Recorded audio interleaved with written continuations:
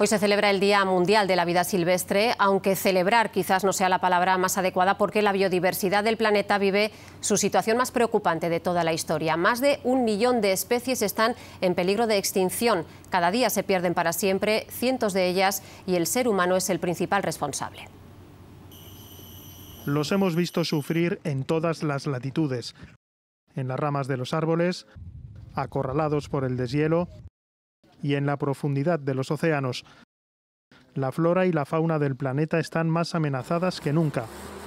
Se habla de la crisis climática, pero es muy importante que para afrontar esta crisis climática, nuestra emergencia climática, afrontemos también la crisis de biodiversidad. Estamos hablando de 1 millón de especies en peligro de extinción a una velocidad 1000 veces más rápido de lo que sería normal. Y el ser humano está detrás de todo esto, por acción y por omisión, porque la catástrofe natural no solo se ha producido por la sobreexplotación de recursos, también por el abandono del medio rural, una situación que en Aragón se vive en primera persona. Nuestra supervivencia depende de la naturaleza y es importante que lo entendamos así. El abandono de los pueblos ha supuesto también el abandono de unas prácticas sostenibles, tanto en la agricultura como en la ganadería. A los grandes incendios, las inundaciones o la contaminación se une ahora la pandemia, que está generando enormes cantidades de residuos. Un reto descomunal, la convivencia entre la especie humana y el resto de la flora y fauna del planeta, al que cada vez se le ponen más dificultades. Ecosistema y salud van además de la mano, como ha demostrado esta pandemia y como defiende Fernando Valladares, doctor en Ciencias Biológicas e investigador del CSIC. Muy buenas tardes. Hola, ¿qué tal? Buenas tardes. Señor Valladares, hace unas semanas personal de la OMS desplazado a Wuhan confirmó el origen animal de esta crisis que padecemos. Culpamos de todos nuestros males a un murciélago, incluso a un pangolín. ¿Ellos son los que nos han traído hasta aquí? Bueno, indudablemente la respuesta es no. Eso es de las cosas más claras. Todos los animales y plantas contenemos un montón de patógenos. Ahora están en equilibrio con nuestro sistema inmune, con las demás especies con las que interaccionamos. Cuando el ser humano entra sin mucho cuidado y precaución en los ecosistemas naturales y rompe esos equilibrios, es cuando él mismo se pone en peligro. Esto ha sido la gran tragedia y espero que la gran lección que nos tiene que quedar muy clara de la COVID-19. Usted ha llegado a hablar de fauna estresada. ¿Qué le estamos haciendo a esa fauna? Sobre todo, ¿qué riesgo supone también para el hombre? Hay dos mecanismos por los cuales la intervención humana se vuelve en nuestra contra.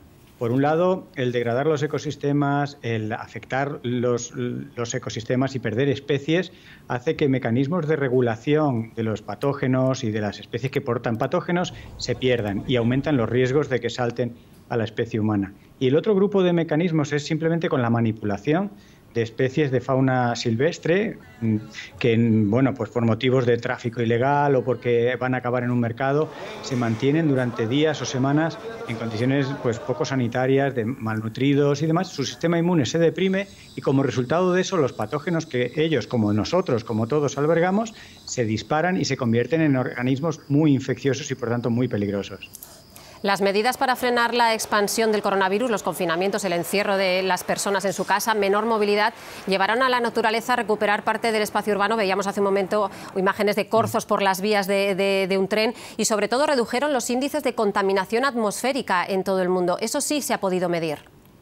Efectivamente, realmente la COVID ha supuesto un experimento global. No habría proyecto de investigación capaz de abordarlo a esa escala y hemos visto muchos efectos positivos de que el ser humano reduzca sus actividades. Incluso en la India salieron imágenes muy espectaculares en las que se veía de fondo de muchas grandes ciudades la cordillera del Himalaya que estaba tapada por la contaminación.